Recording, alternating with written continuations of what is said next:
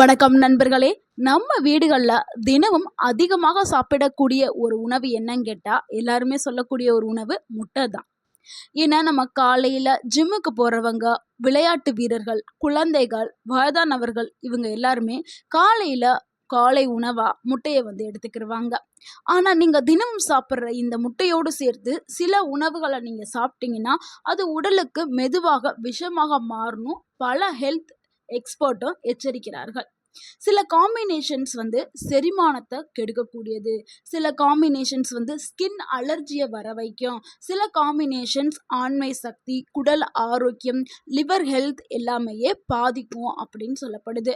அதுலேயும் குறிப்பாக இன்னைக்கு இந்த வீடியோவில் சொல்லக்கூடிய நாலு உணவுகள் முட்டை சாப்பிட்ட உடனேயோ அல்லது முட்டையோடு சேர்த்து சாப்பிட்ட கூடாது. அப்படி நீங்கள் சேர்த்து சாப்பிட்டீங்கன்னா மிகவும் மோசமான ஒரு பாதிப்புகளை ஏற்படுத்தும். ஸோ அதனால் இந்த 4 உணவுகள் என்ன, ஏன் அந்த 4 உணவுகளை தவிர்க்கணும் அப்படிங்கிற எல்லாத்தையும் நம்ம பார்க்க போகிறோம். இந்த வீடியோட கடைசி வரைக்கும் பாருங்கள். இந்த வீடியோட கடைசியில் ஒரு போனஸ் காம்பினேஷனையும் நம்ம சொல்ல போகிறோம். ஏன்னா அந்த காம்பினேஷனை 90% ஆஃப் மக்கள் தினமும் தெரியாமல் செஞ்சிட்ருக்காங்க.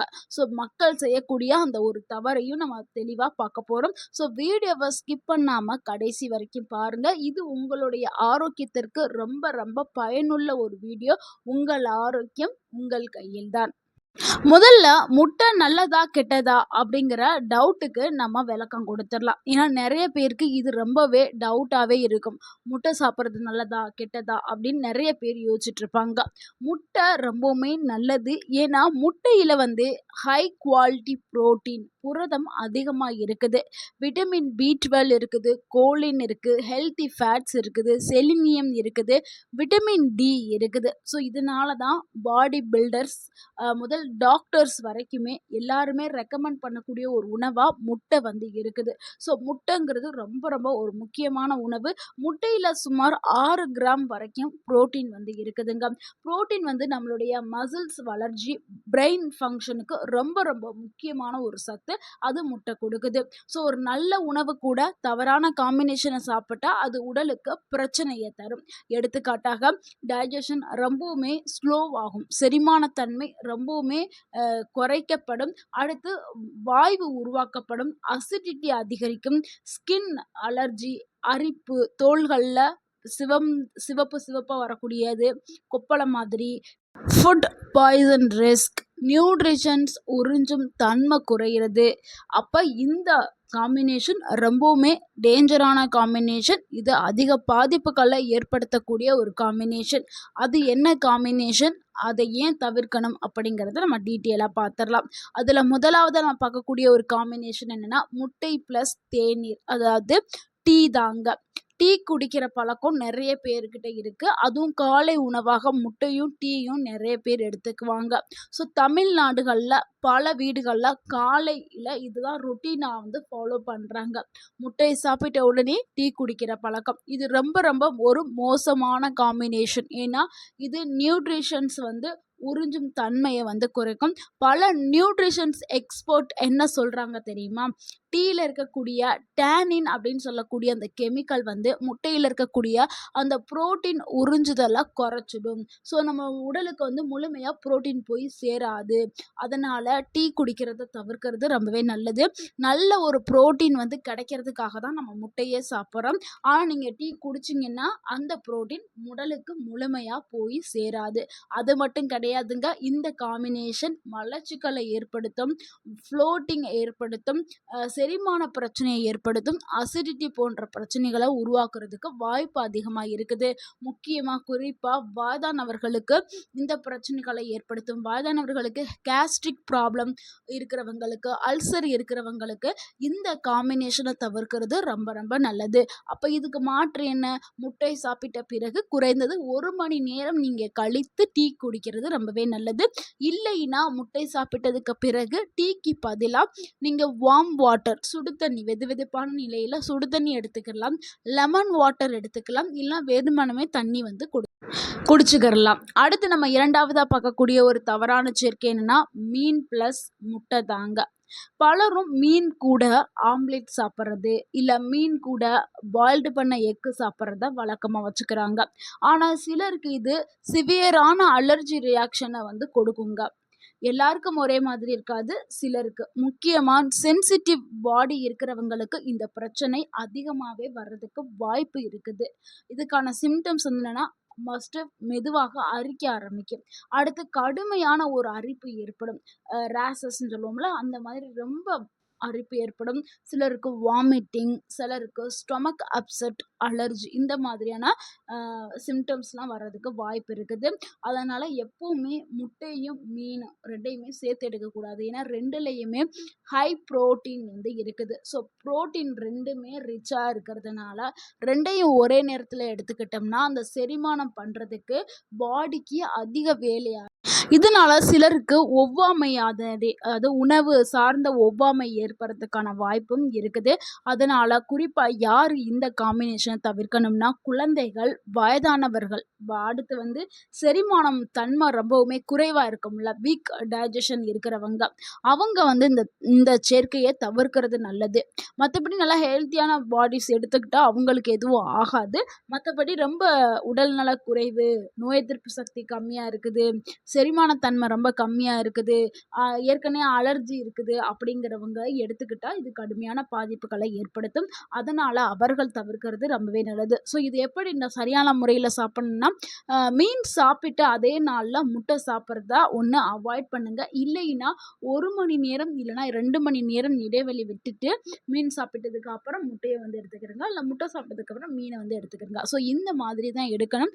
ஒரே நேரத்துல 2 உணவையும் நீங்க எடுக்கிறத தவிர்க்கிறது ரொம்ப ரொம்ப நல்லது.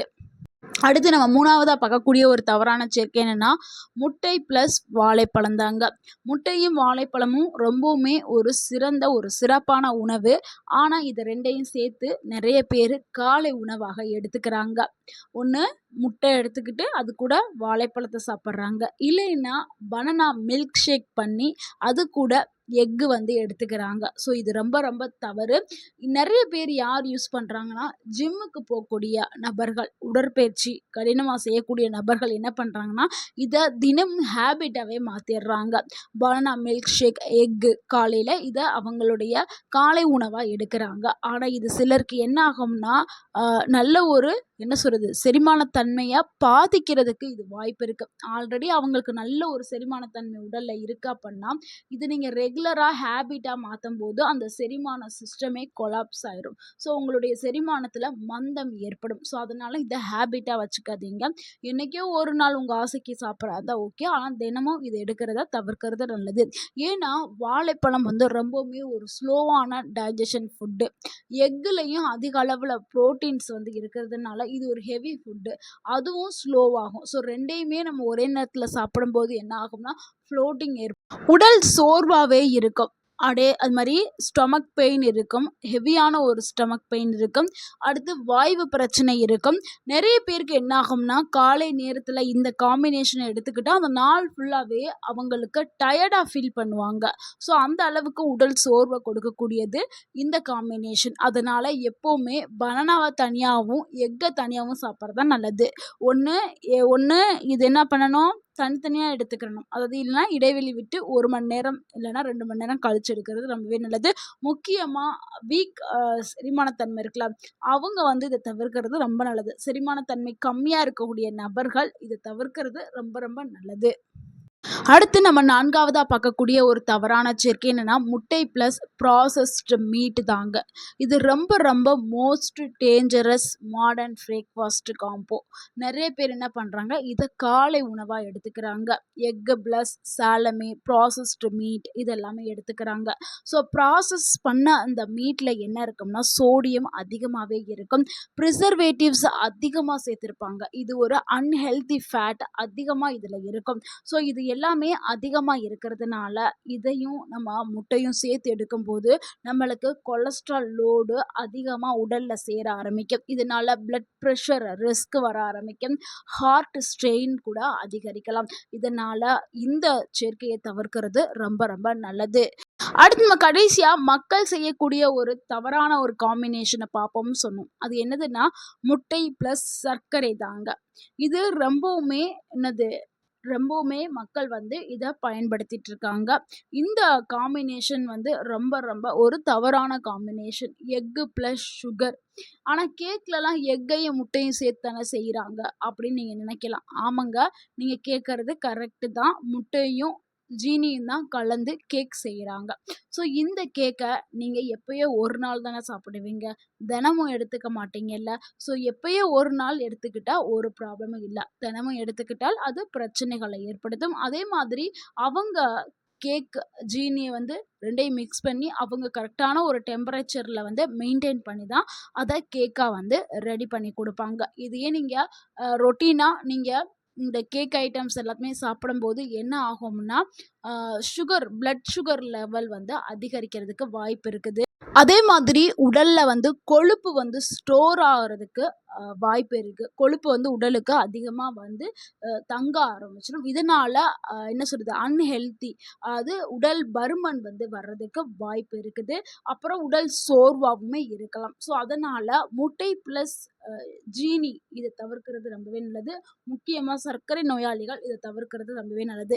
சில இடங்களில் என்ன பண்ணுவாங்கன்னா பாயில்டு எக்கு மேலே ஜீனியை தூவி சாப்பிட்ற பழக்கம் வச்சுருப்பாங்க. நிறைய பேர் ரா எக்கு கூட சுகர் மிக்ஸ் பண்ணி குடிப்பாங்க. நிறைய பேர் பாலில் முட்டையை அடித்து கலந்து குடிப்பாங்க. ஸோ இதெல்லாம் மக்கள் செய்யக்கூடிய தவறு. இது எல்லாமே ஒரு தவறான காம்பினேஷன். இனிமே யாரும் இந்த மாதிரி செய்யாதீங்க. இது உங்கள் உடலுக்கு ஆபத்துகளை விளைவிக்கக்கூடியது.